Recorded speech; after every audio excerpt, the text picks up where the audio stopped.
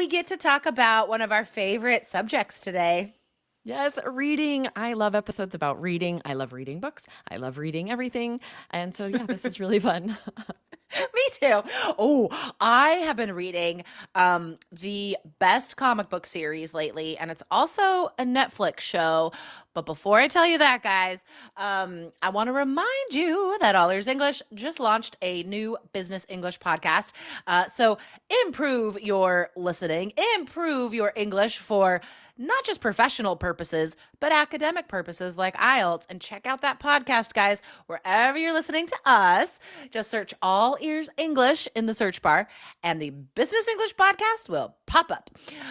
Okay, I'm so so real glad that fast. you reminded them. I love when you like break out into songs, little bits here and there. It's so random. There's no rhyme or reason to most of what I do in life. But I do love comic books, and I just started reading. I'm on the third book of the Lock and Key series. And I started watching it on Netflix and didn't like it like a long time ago. Really? But the comic book series is so good. And the author is not usually a comic book author. He writes novels. So it's like this whole extra sort of Cool. meaty build out of story and characters. And guys, I cannot recommend the series more. Ooh, I've heard the TV show's really good though. Are you going to Really? give it a second try? Or are you like, nope, I just like the books? No. Even Interesting. like Sweet Tooth, I read the comics and I started watching the show, and I know the show was good, but I've already Mm. experienced this story in a different way. I'm that way sometimes with books. I'm like, I have no Yeah. desire to watch the show because I've already seen it and I'm just going to be disappointed. Yeah. Oh, yeah. Inevitably. Yeah. Aubrey, what is the best book you've read lately? I just finished a book called Dark Matter. It's a few years old, so I found it at the library. There's also a TV show about this one, and it was a very cool sci fi book. I highly recommend it. We read it on the way to San Diego. I read it out loud. Like I'm the live Cool. podcast in That's action, reading a book out awesome. loud to my family. It was That's really so fun. fun. What a It was great fun. idea. I love reading out loud. Me too. Um, so guys, yesterday we told you some shockingly low scores that students get on listening. And today we're talking about reading. Okay, so we're going to cover all this information we found on IELTS.org. It's public, valid statistics about IELTS candidates from 2021. So yesterday, guys, if you missed that, go back and listen, because even native speakers were just getting above a 7, and non-native speakers were getting 6s on listening. It's So what's the crazy. deal with reading, Aubrey? I am even more shocked by reading scores, you guys. And it's mostly because so many of our students that I talk to, that I see messages from, are like, I'm getting 9s every time I take a reading exam, but I can't quite get the 7 I need on writing or Right? speaking. So I'm Yeah. used to students getting very high scores on reading, but that is not the case for the average, both for language learners and native English speakers, you guys. These scores are really low. Yeah, because they didn't take 3 keys IELTS, guys. I That's right. mean, the average student, if you prepare averagely, you get average scores. Okay, so last year, guys, for all the candidates taking IELTS in every language, in every country, the average reading scores for academic IELTS was 6.25, and the average reading score for general students was 6.33. So, now, the reading test is easier on the general training, so that explains why that's a little bit higher. But I would have thought it would have been even Much higher. higher, honestly. So again, we're Yeah. seeing, guys, I mean, these are lower than the listening scores. Like reading is tough. Yes, it is. I think so many students go in thinking of it as a comprehension exam and Yeah. just bombing it Yeah. because they're trying to read and understand every word, and you just don't have time to do that.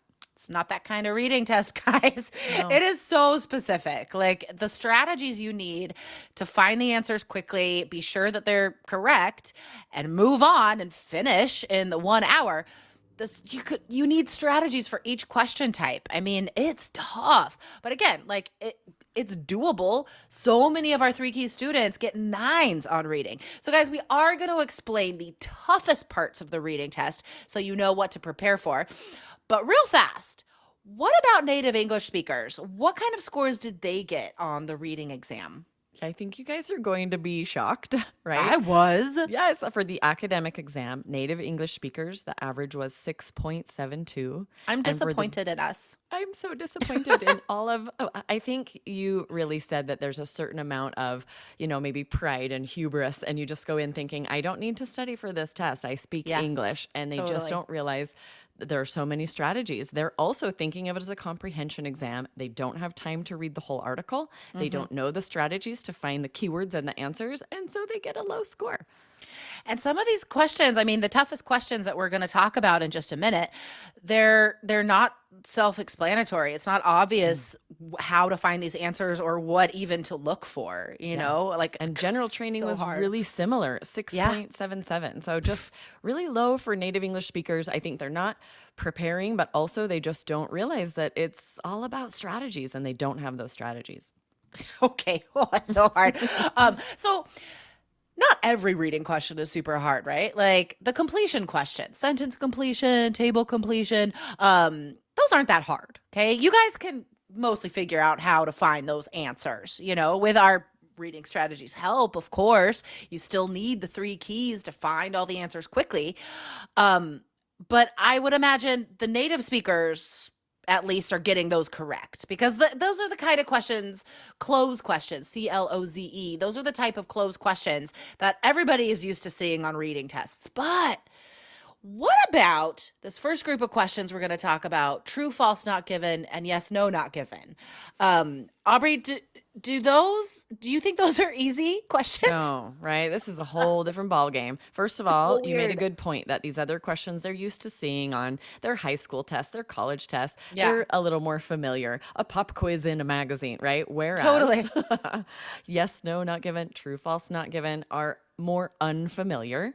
Hmm. You have to have strategies. You can get tripped up really easily, both native speakers and language learners. These are just difficult. Definitely. So I'm going to share just one strategy that I developed as a classroom IELTS teacher.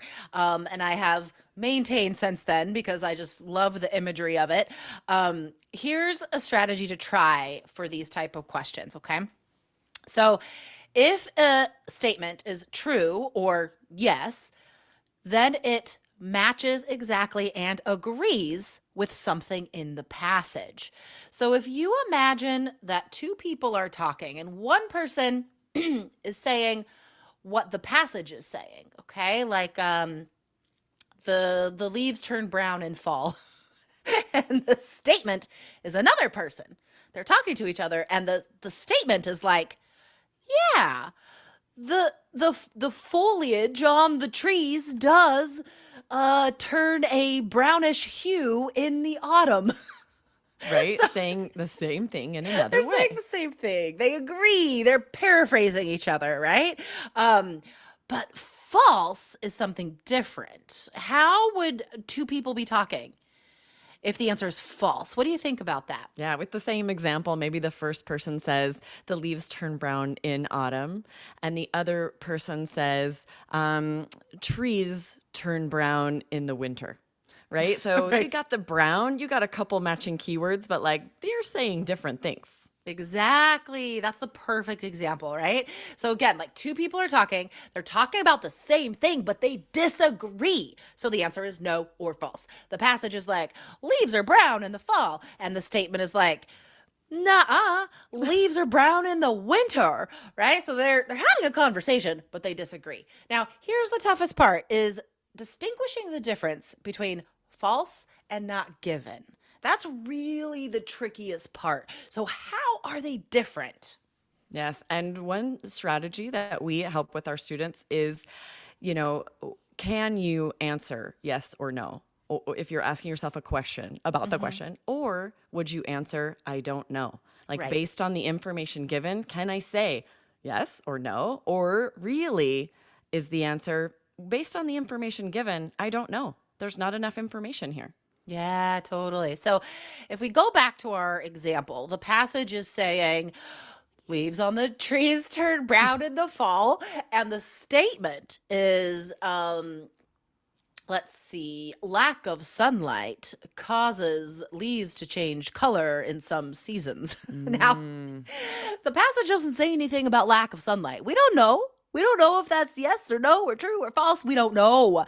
So, like Aubrey said, if there's anything you're like, I don't know, then the answer is not given. So, this process of just imagining a conversation between the statement and the passage, I love this strategy. See if it works for you guys. But the ultimate goal is to decide, like, do all the keywords match? Do they agree or disagree? Okay, it's yes or no or true or false. Is there something weird and you can't match it anywhere in the passage? The answer's not given.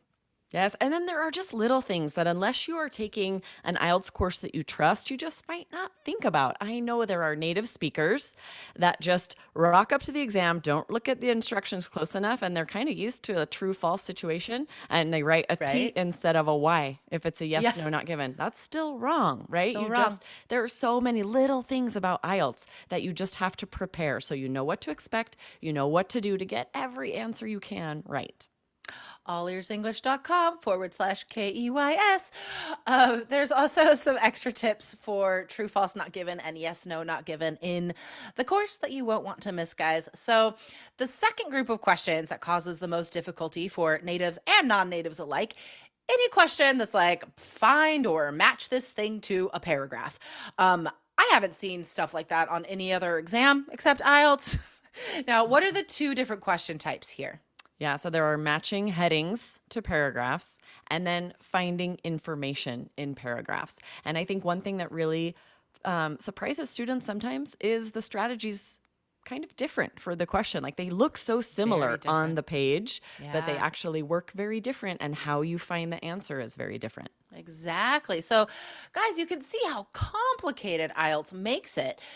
The way that they have crafted these question types, they are trapping you. They are tricking you, right? These are not easy question types. So, just real fast in general, the difference is matching headings to paragraphs. These headings are main ideas, right? So, they're often just paraphrases for keywords in the beginning and end of a paragraph. Okay. Of course, we go into more depth into that strategy with examples and practice in the course, but that's the basic necessary information. Now, finding information in paragraphs, total opposite. These are details. And the way you look for the answer, not easy, guys. Finding information in paragraphs, this is the slowest question type. So you really, this is the last tip here, guys. If you have a group of questions, finding information in paragraphs, save it till the end, okay? Because you want to have looked at a lot of that passage to give yourself a better chance of finding the answers. I think that's really good to know that in 3 Keys, you are going to learn how to prioritize which questions to do first, which questions is the information in order, and when is it out of order, because that is all the kind of information you have to know about each question type. You've got to know these strategies, how to get the question in as little amount of time as possible. You have to know how much time to spend on each question. There's just so much to know. And I think the confidence that comes with having all that information from Jessica, an ex-examiner who knows what she's talking about, that's priceless to have that confidence going into test day. No, you're only going to have to take it once. You only have to pay to take the exam once. It's worth it, guys. Get into 3 Keys IELTS, allearsenglish.com/keys.